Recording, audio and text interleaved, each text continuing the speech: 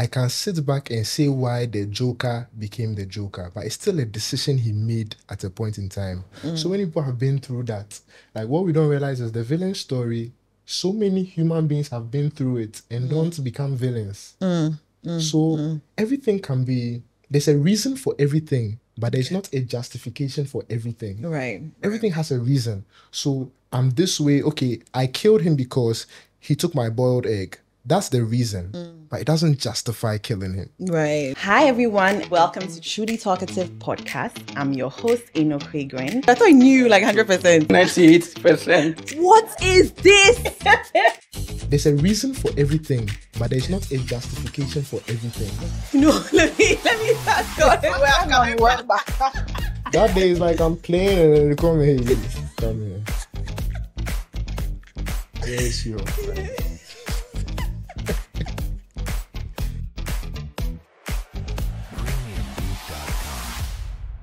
Hi, and welcome back to Truly Talkative.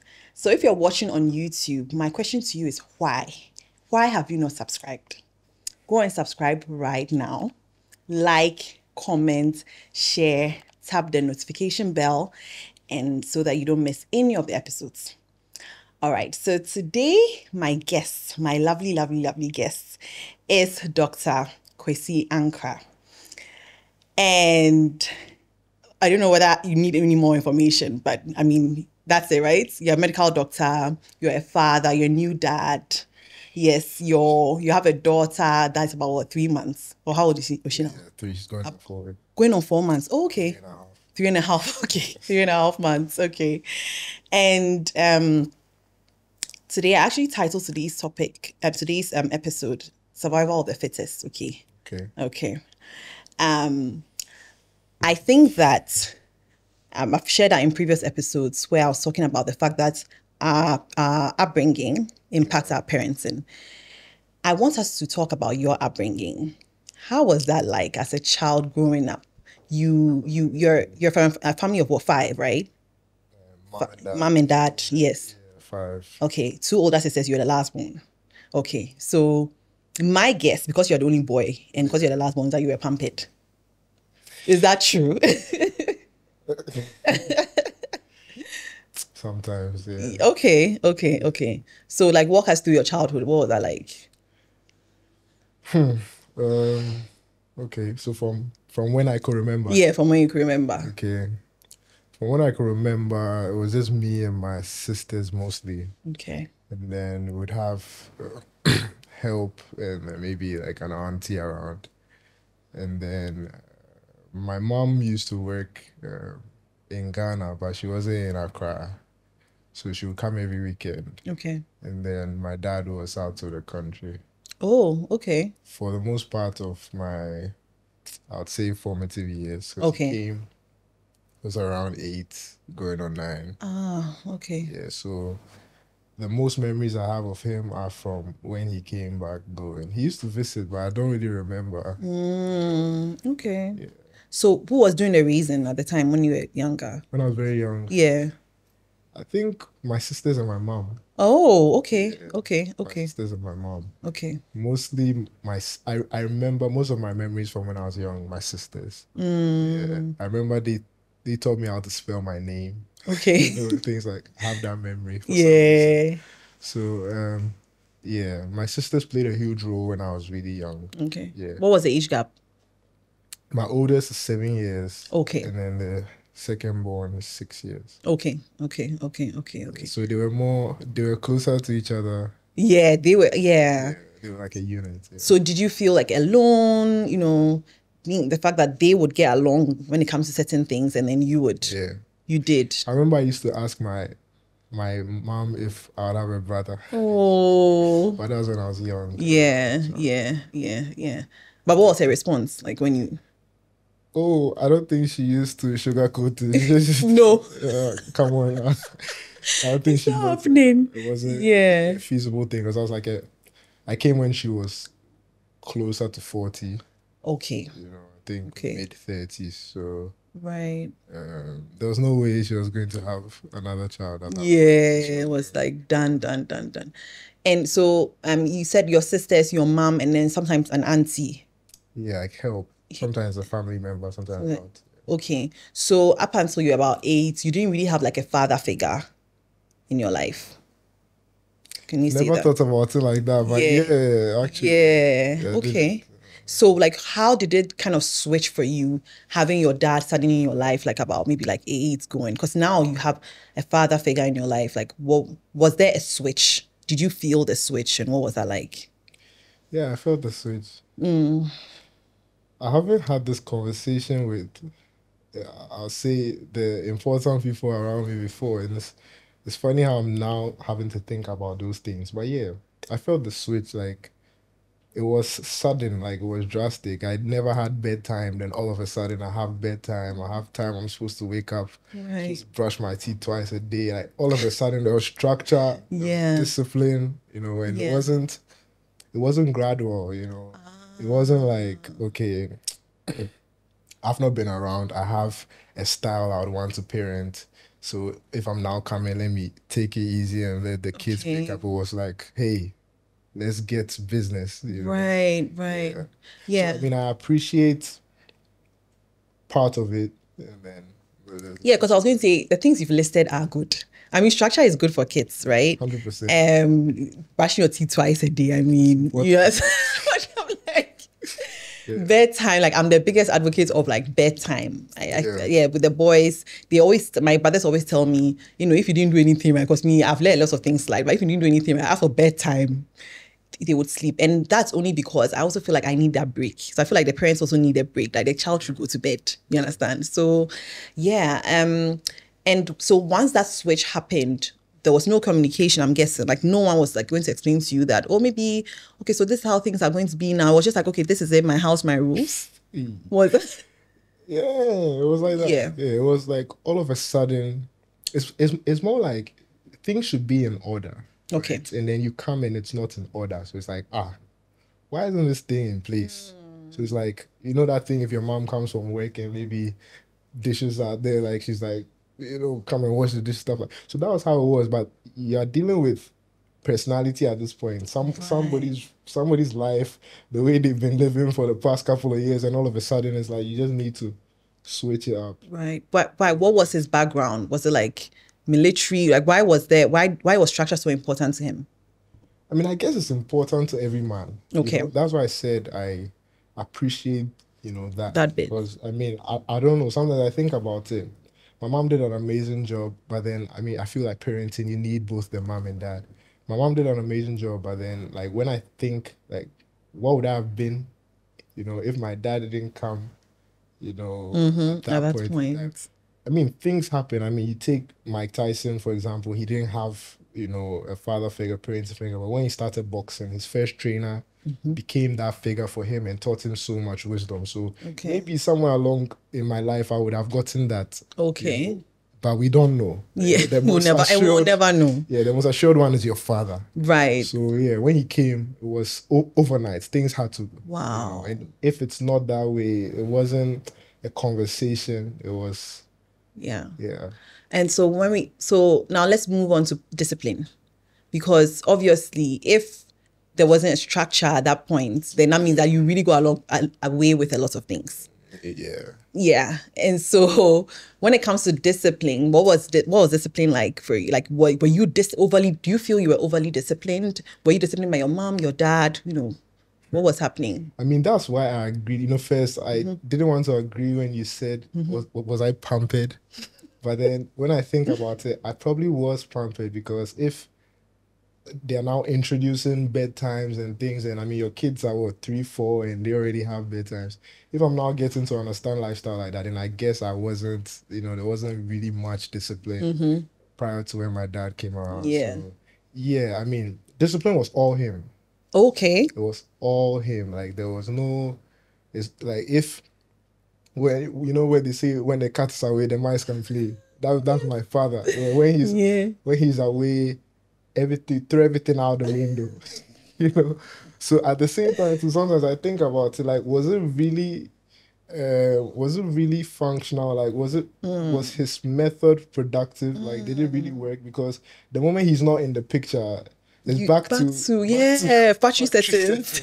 Yes. So it's like, Yeah. maybe more communication, letting the kids understand why, things have to be this way. Because I'm growing up, I'm understanding so many things that he did. I mean, yeah, methods. I mean, I still don't agree with some methods, but I'm understanding the point of what he was Yeah. trying to do. Yeah. Yeah. But then I feel like as human beings, the method is all that matters, unfortunately. Because you can mean everything, but if you go about it the wrong way, Yeah, it's true. I think, and I also think that communication is key, because I've said this so many times where I say that their intention was great. The older generation, like in their minds, oh, I'm molding a child so that, they are meaningful people in society and things like that. But then the execution is always the issue.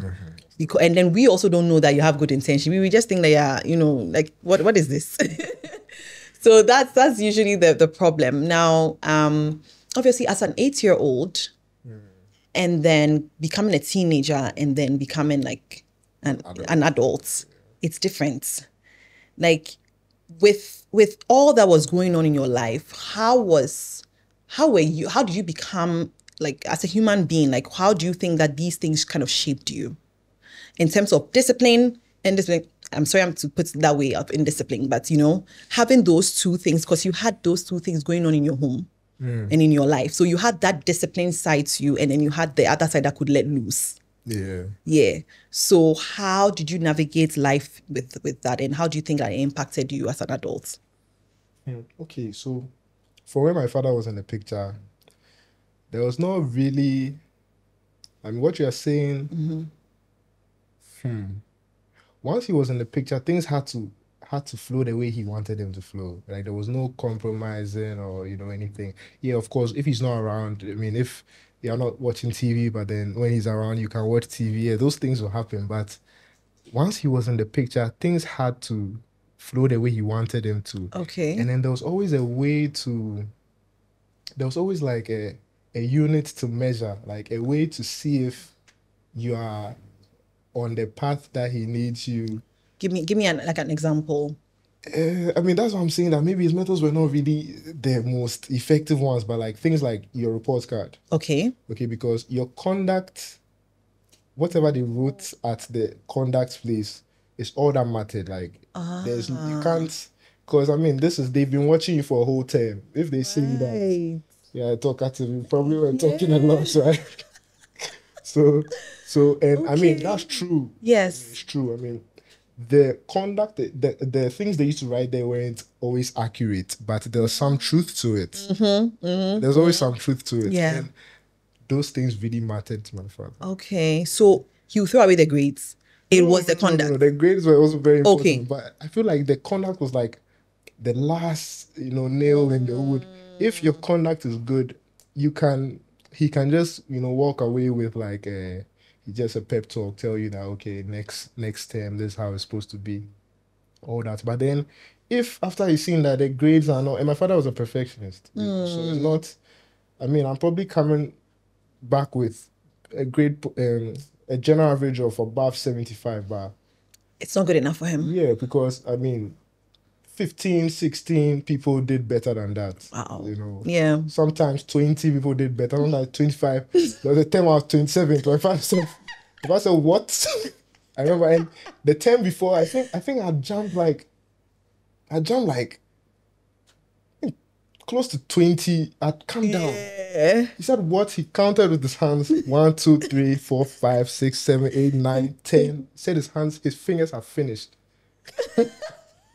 He kind of said my fingers have even finished. So wow. So yeah, the grade was very important to him. But if at the end of it all your conduct says you're quiet, you're always reading a book, it's like, okay, let me talk to this kid. But if it says there that you're not focused or you distract the class, stuff like that, like what they used to say for me a lot was I'm absent-minded. Oh, but were you?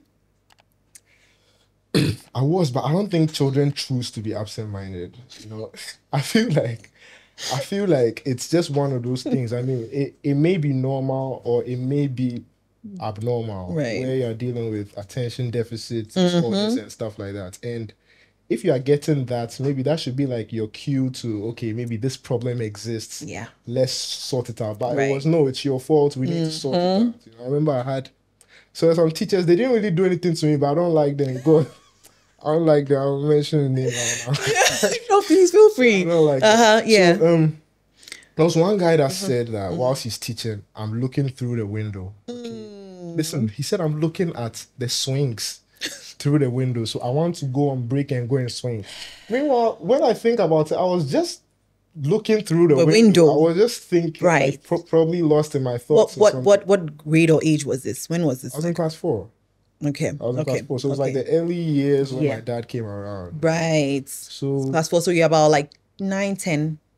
Yeah. Around the 9, I think. So it was like, there's a lot that is, you know, misjudged, you know, with regard to kids. Yeah. I mean, I can even share my experience with moving from, so we used to call it nursery. I don't know why nursery 1, nursery 2, we were about 4 and 5. I don't know why. That was the nursery, but that's what he called it. Yeah. Then you go to class 1. Class 1, I was 6. And no one prepared me for, you know, when you're, okay, so the thing about our school is you don't swing and you don't do all of those things when you get to class 1. Class 1 is serious.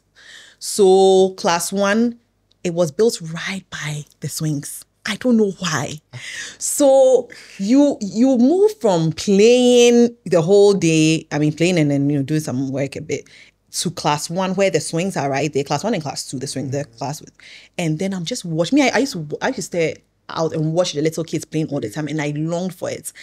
And I got punished for it a lot. But like, I'm looking back and I'm like, why did you build a classroom so close to the swings and things if you didn't want us? And we had just moved from playing with that. And we're also kids. Think about it. I know adults who today, if you give them a bouncy castle, they will jump. The whole day. Okay. So imagine a 6-year-old. You understand where I'm coming from? Yeah. And even with my brother who's your friend, he also has an example like that where he was also looking out the class, and then his teacher says, why are you looking out? You're not paying attention in class. And he literally, he had a camera. He said, we use our ears to listen. So the teacher felt disrespected at that time. Imagine saying that. And, you know, called my mom. It was a whole thing. But I would say that we had a mom that kind of stood up for us at the time, you know, like she would come and confront the teachers and things like that, you know, so that helped. But I think it was just like a different time, and I don't think that the teachers at the time had enough understanding when it came to some of these attention deficits and things that you are mentioning. Okay, so I'm going to guess that you probably had like a tumultuous relationship with your dad, given that, you know, you got away with a lot of things. Then he came in, this happened, and then there wasn't a lot of communication, isn't it? I can say that. Okay. Yeah. Were there times when you actually got along and then there were times when you didn't? Yeah, I mean, so my father was evidence, his is like results based, okay, evidence based. So when your report cards are sweet, he and you have a beautiful relationship for a whole term. Okay, until the next report card. And that was me. My report cards used to fluctuate. Yeah. Because one term is good, the other term is bad. And when I say bad, you know, it's relative. For my dad, it's bad. But it's actually, people want that report card safe. Somebody want that report card. So when there's some type of mediocrity, you know, in your report card, it's like, okay, this is a report card that any child can have, then he doesn't like that. And also, I feel like the battle was already established by my sisters. Okay, they were doing really. Sisters were the best students. Wow. In their class, yeah. Okay. So for me, it wasn't enough just passing and, you know, getting good. Like it needed to be excellent and stuff like that. So me and him would get along when the report card, but when it's bad, it's a whole thing. Think about it. Imagine you do something bad, right? You are worried about how your parents will handle it, but it's really for a few hours or a day. For my father, it's a whole 3 to 4 months of, you know, whatever solution we've come up with from the conversation. You know, you need to stick to that. Right. And then also, anytime you slip up, you know, being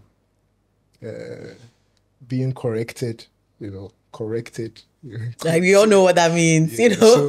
So Yeah. it Wow. was tough. I mean, it was really tough. I feel like I try not to have these conversations because I don't like feeling sorry for myself, you know. But it was tough. Yeah. It was actually. So I'm guessing the report cards come at the same time. So your sister's report cards and your report. I mean, you're all in the same school, so it comes at the same time. It's matter. Right. You know, the first time, let me even bust it. The first time I issue reports card, you think about it, you've lived your whole life, reports card day never meant anything to you, right? Then all of a sudden, one day, your report card comes. Same day, your sister's report cards come. That date was third term, so that date was speech and prize giving day. So speech and prize giving day, they take their prizes. You know, they did take a prize, first honors, kokotu, first honors or whatever. You know, they pick up their prize and then they come home and they all have their prizes. And then me, I didn't really care. I mean, funny enough, it had been going on. I didn't even realize that they used to take prizes until that day, because that day is like I'm playing and then they come here, hey, come here. Where's your friend? I mean, I didn't understand. I remember that day so vividly. Right. I remember where I was standing. My house has some staircase and then there's some space under the staircase. I was playing under that space and that's where they called me that, where is my prize? Yeah. I mean, how am I supposed to answer that question? I didn't have it. Exactly. What was the issue? Well, yeah. I didn't have a prize and that was like, it was full trauma for me. Wow. I'll never forget that day. So first time I understood that report cards are something that you have to be accountable for. Yeah. You Wow. know, so that day was crazy. I remember when I was done and I went to the room, I felt so bad, you know, for the grades I brought home. Those grades, think about it. My sisters were still in GSSO and 7 years older than me. That means I was in class 1 or class 2 or something. So Didn't know any better. I felt so bad when I got to the room that I didn't even turn on the fan. I felt like if I turn on the fan, It's like you're enjoying too much. they jam. So make her quench the fan and sweat for the room, because what they put me through, what I went through for them, I said, no, Charlie, make her just quench the fan and did the room. But still, you see, the way my dad was, is that when he's done it, I feel like what happens is that he thinks back and he's like, I don't think I've spoken to this guy Enough. so you come again. Oh, right. And then when he comes again, you know, you hear the footsteps and then you hear the comments. You know, he has already started talking before he has seen you. So, Yes. so you're hearing it and like, you're just hoping he's just going to complain and be dead, and you come into the room and it's like, you know, let's run it back. Wow. So that was what it was. So, and you know, right now we are laughing about it. We are all grown up. But when I was a child, that was all my life was, you know, so that was my trauma. The way right now, if I should look in my account and in 0 cities, how I'll be traumatized. That's how I was traumatized when I was a child, because that was everything to me, you know, my house, what's happening in the house. So if the home was never a safe place for me, ever. In fact, closing from school, coming home, I didn't like it at all. Yeah. And I didn't have drivers. I didn't used to come with myself. My father used to drop me and pick me every day. Wow. Yeah. So, you know, and I feel like people probably have similar experiences with, you know, fathers who, you know, really hold academic, you know, excellence to a certain. I'm sure your father. Yeah, same. Except my dad wasn't the one dropping us at school though, but yeah, I mean, it meant everything to him. Everything. I was early on. I was even talking about the fact that my dad, you know, my first report card, class 1, we were 45 in the class. I was 44th. Your first report card. My first report card. I didn't even know what that means. I was like 44. What's that? You're in class what? Class 1. 6. Why are you even grading? Grading? It doesn't make And you know, I was saying that the reason why that happened was because I was a slow writer. I couldn't see. I couldn't. So the slow writers were always left behind, and then you have to write. You will be copying from there. But I'm like, why were we even copying notes class 1? You know, there were so many things, but fortunately, that first report card, he laughed. I remember, I'll never forget, he burst out laughing in the whole house. Everybody was like, hey, no, it's 44.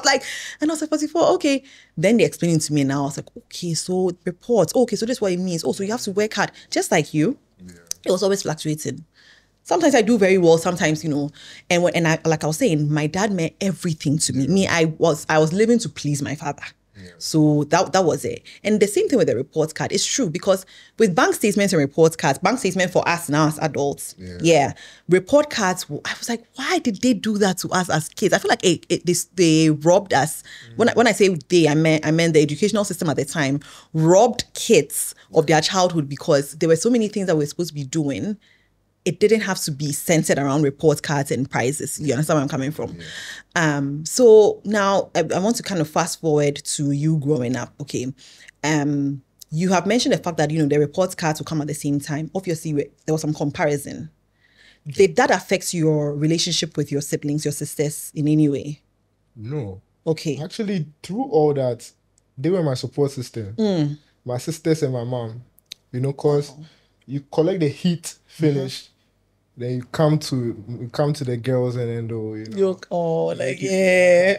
they let me see that. I mean, it's really nothing. It's not anything. I remember those days. Anytime they blast me, while they are blasting, my mom would just be making food for me. Wow. I'll finish, then I'll come and eat the food. But the funny thing? What? I could never eat the food. After they finish blasting me, when I come and sit there, I can't eat the food. The stomach comes up here, so I can't even eat the food, and that's what my experience was. Like, there was a time I remember weekend. We have stories, so please feel free. Go on. What happened? Weekend, I woke up and my mom had made breakfast. Okay. I was coming to eat. My father entered and he looked at me and said, "What have you done today? Have you read anything? Have you done any chores?" He mentioned a Bible verse. He told me that the hand that has no work must. Listen, and he put emphasis. He said, "It's not should, must not eat." What? So I should get up and go and do something before I come and eat. How old were you? Probably like 8, 9. Yeah. Wow. So it's, like I keep saying, you see, the things he was doing, they actually have a very important, role in raising a man. Yeah. It's important, but I feel like there's a period for everything. At that time I was 8, I didn't appreciate anything. Because I've grown to appreciate some of them, but I didn't appreciate anything he did then. And when I say I've grown to appreciate it, I'm not going to appreciate what he did then. I'm just going to appreciate his mentality or what he was trying to do. But he was failing all through that period. He wasn't getting any results. And I feel like what's the plan? If you're doing things with plan A and it's not working, try something. What does a scientist do? Yeah. You switch to something else. See if maybe this method works. If it doesn't, you change something about whatever you're doing, to get a result. Yeah. But if what you're doing is not getting any results and you are still doing it, then that's when issues like, are we dealing with a narcissist? Are we dealing with an abusive person? Yeah. Are we dealing with the ego? What is it? So that's when issues like that, come into play. So, I feel like as parents, I'm just 3 months into No, this, but please. But I feel like I'm more than 3 months. Because from finding out that was when you became a parent. That was when the mindset. That was when you realized that, okay. So yeah, being about a year into this, I feel like a report card for being parents comes if your child is an adult and wants to hang out with you. So true. Yeah, if they want to spend time with you. So true. Yeah. So true. My sister sent me some post on IG that actually said the same thing. Right. So I realized actually, it should be that way, because if you did a good job, then you raise a healthy individual. Right. Then once a healthy individual, they'll have healthy relationships. Right. Right. I feel like, that's where it comes. So if I'm an adult now and I'm not trying to have a relationship with you as my parents, then you probably didn't do a good job. Yeah. Did you even, before we even get to that, today you're a medical doctor, okay? And you were talking about, medicine is not easy. Yeah. So how, for someone who's great with fluctuating and all that, how did you finally get to that point where, you've gotten to, this is something I love, I want to learn, and it's hard, but now I've been able to excel at it, and now I'm even practicing. Yeah. How did you get to that point, and why did you decide to become a medical doctor? So I feel like it has something to do with what motivates a human being. Okay, because my grades always used to fluctuate, but when it counted, I always came with good grades. Okay. If it's B, C, Okay. I'll make sure I nail it. Okay. If it's WASI, I'll make sure I can. If it's an entrance exam, like whatever it is that counts for something. And I've realized I always had that thing growing up. If there's something I can get away with, because think about it, that first term, second term, third term, we did for how many years? 9 years. Didn't mean anything. You just go and write the BC and then that's it. That's It's not it. cumulative grade or anything. Yep. So if I can fail all the 9 years and then sit up and write BC, in fact, when I was on Prosec, WASI, it was just vibes till it was time to write. Right, Wasi. You know, that was when I remember the year before, November, that was when I had textbooks. That was when I actually picked them up. That let me read these books. And that's how I've been, you know, until getting into, I mean, you can't move like that with this profession. You know, you need to always make sure that you are on point or doing date, things. Right? yeah. So, like I said, when it counts, I never flop. You know, Okay. like when I know that it's important, like, okay, I was supposed to go and do this procedure. I haven't done it before. I'll make sure I read. I'll make sure I call these people. I tell them, okay, they've told me to do this. This patient has come with this. Let's do X, Y, and Z for this patient. I'll make sure I come correct with that. If there's something I can't do, I need to call someone who is better. I don't go trying to do something that might put the person in a worse off place. You know, Right. so it's I feel like I was intelligent enough to know where I should put my effort and where I should just, Right. because to be quite honest, the education system is Messed up. it's messed up. It's messed up. You know, It is. You know, none of the things they used to do motivated most of the kids. Maybe Yep. the first 10 kids, you know, those it motivated them a lot. Like they, you know, they loved the dopamine. If there was any dopamine at all that came with a good report card, but I guess they liked it. So yeah, those people, that's a good system for them. But then the rest of us that were actual children, Yes. you know, and just wanted to play and be Yes. happy. Yes. Yes. Yeah. It never worked for us. Right. I remember there were some subjects that I would never, under no circumstances, will I get a bad grade in. Social Okay. studies, pre-tech, you know, Yeah. you know, because yeah. it's like it's fun to do. It's fun. Very fun. It's true. So you need It's to true. find what motivates. Like motivation is always so important. If you understand what motivates someone, you get the best, you know, out of it. Out of it, yeah. Why did you decide to become a medical doctor? I think it was influenced by my background mostly. Okay. Yeah, I mean, yeah, I enjoyed biology. Okay. And you know, human body and anatomy and all those things. But I feel like if I wasn't raised in an academic, you know, in a medical background, my dad is a doctor too. I was going to say that I feel that he influenced Yeah. your decision. To be quite fair. In fact, you said that when you called me, you told me we should be truthful. So Let's be truthful. let me just be honest. I feel like a part of me wanted to prove something to him. To be quite honest. Because truly there's so many things that should have come before medicine in selecting, but it was in my head, it was always the only thing I have to do. Right. Because I knew it would come with. And yeah, I mean, there were times I'll have conversations with my dad. He'll tell me he's proud of me, you know, and, you know, and it's a noble profession. And, you know, you have, you know, those type of things. So yeah, that came, and that's important too. You know, men are driven by those things, like wanting to impress or, you know, I mean, I feel like that's a man's life throughout. It's true. A child and you're somersaulting to where you're getting your first girlfriend. Yeah. You always want to impress. Press. That's what being a man is. Yeah. So Yeah. I guess I wanted to, you know, prove that to him Yeah. too. And yeah. That's actually interesting that you said that because, you know, because of the boys, like the number of times they call me a day to watch them somersaults doesn't make sense. And now that you're saying, I'm like, how many times can I say wow in a day? Wow. I'm like, mommy, I've even gotten better. Then, you know, it's getting higher. I'm like, wow. Yeah. But so I'm guessing that informed your choice. You know, you became a medical doctor. And then there are other aspects to you, because I can tell you that anybody who watches this episode, right, and I don't introduce you as a medical doctor, will not say you're a medical doctor. No, they won't say it. They will look at you and say, you're in the creative space, you know, you're probably, you know, so I know you're also an artist. Yeah. Yeah. And tell me about that. Like, how did you find arts? Why are you, you know, why are you even into that? I mean, I've been doing art since, since I was a child. I remember since KG, I've been drawing, coloring, all those things.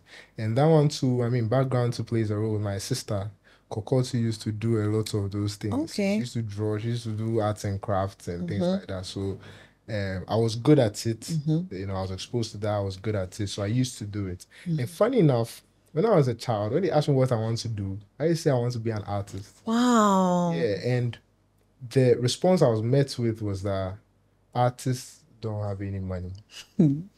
Okay. Right? Yeah. When you think about it, Yeah. like, really, like right now, you're seeing people selling arts for Yes. billions and all that. Yes. But yeah, I was At that advised. time.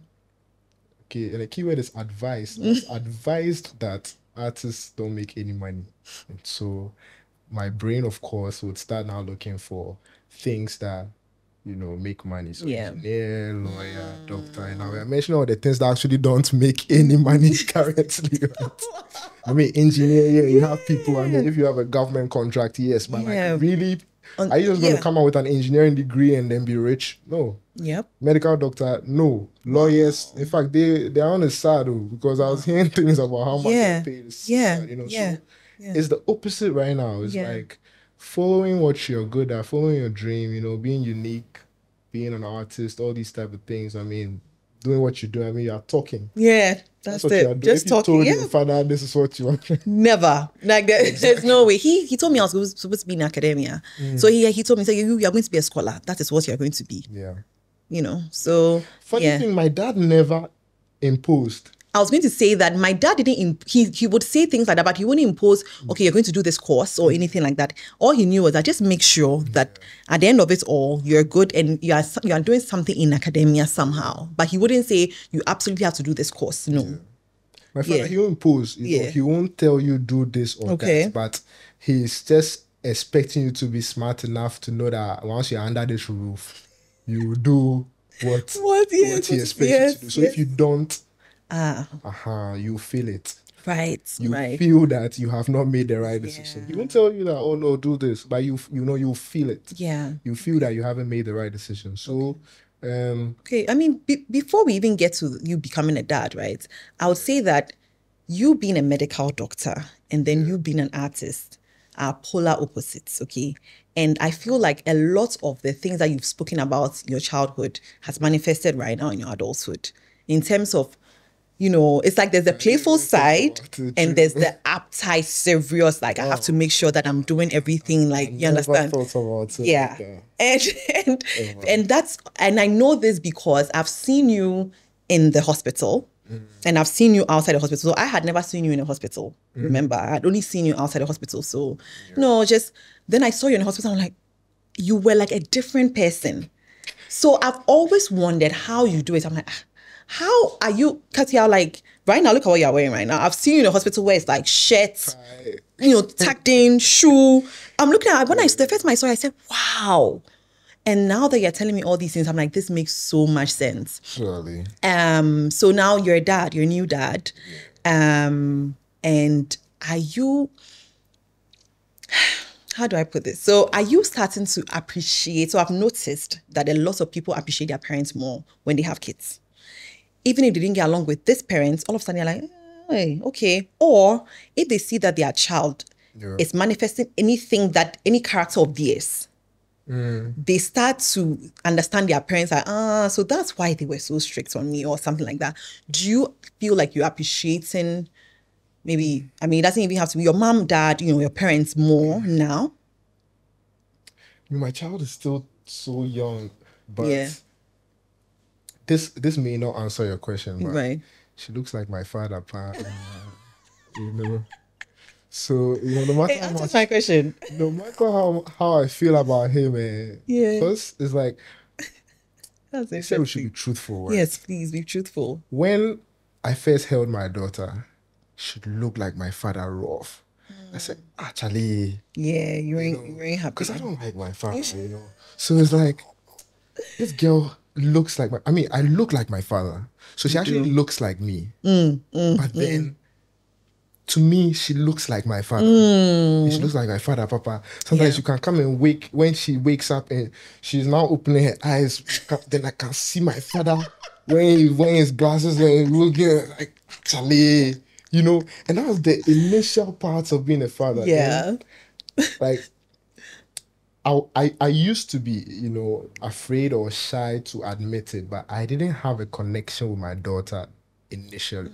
Because of that? No, I don't think it's because of that, but I just Okay. didn't, Okay. you know. And so I'll go to work, come back. Sometimes I don't even want to leave work early. Like I'll just come at any time and then I'll come and then I'll just come and sleep. There's some days will pass. Then when she started hitting milestones, you know, she Yeah. started making eye contact, started making sounds, then the connection started building. Yeah. You know, and so it's like right now I'm inseparable. Like Yeah. I always want to leave work quickly. Yeah, Like the to times I'll see call her. the night doctor, Charlie, where you did? Yeah. Like hurry up and come because I need to go and see my daughter. Yeah. And so it's like I've developed that bond with her, Mm-hmm. but she still looks like my father. You know? So it's like I can look in her face and then all I have is love. Yeah. So although I don't really get along with my dad or anything, it's like through her, I don't really have anything against my Yeah. father for some reason. It's like he's getting to get away with so much, you know, because she really looks like him. Like Yeah. when Yeah. she makes certain faces, she really looks like him. I know it doesn't answer your question, No, but it just does. No, it does. something that- How about your personality? Don't you feel that there are any similarities between your dad and you and your dad? yeah. There are. Yeah, but then yeah, but I mean the ones that are not nice, I'm working on them. Oh, so you have it. Okay. I have the tendency. Okay. So it's more of I know my capabilities, which some are not so pleasant. So I would, you know, tone down. Like even at work, sometimes I may, if someone doesn't do something right, especially the nurses, you know, if they do something and I'm not really liking it, like I'll immediately, like no emotional intelligence, I won't try and sit down, think, and then come nicely to you over there and then wherever we are. I'll let you know that I didn't appreciate this and this, and this is how you're supposed to move. To me, I know why I'm doing that. I'm just trying to set you right so that next time you don't do it like that. You but sound like your dad. in You do. I mean, from everything you've said. yeah. But then in retrospect, Yeah. I realized that okay, I probably shouldn't have. I could have maybe moved differently, and I apologize. Actually, that's one okay. thing I do that at least I can see my father doesn't do that one. I apologize. Yeah. If I feel like I was out of pocket and I've hurt your feelings, I'll apologize always. You know, so I mean, I have some tendencies that are similar to his, but he's a whole different person. That one day I can tell you. A lot of people say they see the similarities, but they've not experienced him. You need to experience him to know him. You know? Right. He's not someone we can talk about and I'll tell you that, oh, he's this way or he's that way. You need to experience him. You know, so sometimes the best thing I can do for you is maybe put you in a position where you never have to experience him. Okay. Okay. Okay. So there are some people that I would never introduce to him. Okay. You know, I would never let him meet them because he does not know how to. He doesn't know how to relate. Okay. He doesn't have that thing that we all do when we meet someone and it's like, oh, first impressions, let's be pleasant. Let's say the nice things. He doesn't have that. He can meet you for the first time and tell you something very unpleasant. You know? Okay. And I mean, I guess he gets away with these things for some reason. Yeah. Maybe also because of age and, you know, yeah. And all those things. And also status, like social, you know, social status and all those things. Like my dad has always been in a place where you can't really tell him your mind. Wherever he finds himself. Even in places where you should be able to tell him your mind, you can't. There's just a way he is. You know, you just have to experience him to understand. Right. So Are you familiar with his upbringing in any way? I'm not. And I feel like maybe I may understand him better if I... Yes. But then there's also just people are the first generational. Yeah, but everyone was raised. So, I mean, apart from Adam and Eve. So I would say that definitely there's some impact from his childhood as well, you know, in his parents, and I mean, it will be great to find out. I don't know if your grandparents are alive. Our grandparents are alive. No, but I'm not really interested in finding out. To be quite fair. Okay. It's more of my. I saw something on my Instagram feed recently. They had lined up some matchsticks. Okay. And then I think they had lighted some fire for like the first half of matchsticks, and it's like it passes on the fire because it's close to the next matchstick. Okay. And then the middle matchstick, they just pulled it down. So then when it gets to the one before it, it can't transfer the fire onto the rest of the matchsticks. Right. So I feel like that's what I'm doing. Okay. I'm just trying to, you know, maybe for my mental, it may not be healthy for me, but at least I save a generation and I save so many other people from some, because it's unnecessary. It's unnecessary. No matter how much, you know, you feel like you are doing the right things. In fact, every villain, if you've watched superhero movies, every villain thought they were doing the right thing. Yeah. You know, everybody thinks that they are doing the right thing. But at the same time, I also argue to say that in every villain story, there's something that made that person become a villain. Yeah, but they are still a villain at the end of the day. Yeah, they are but bad.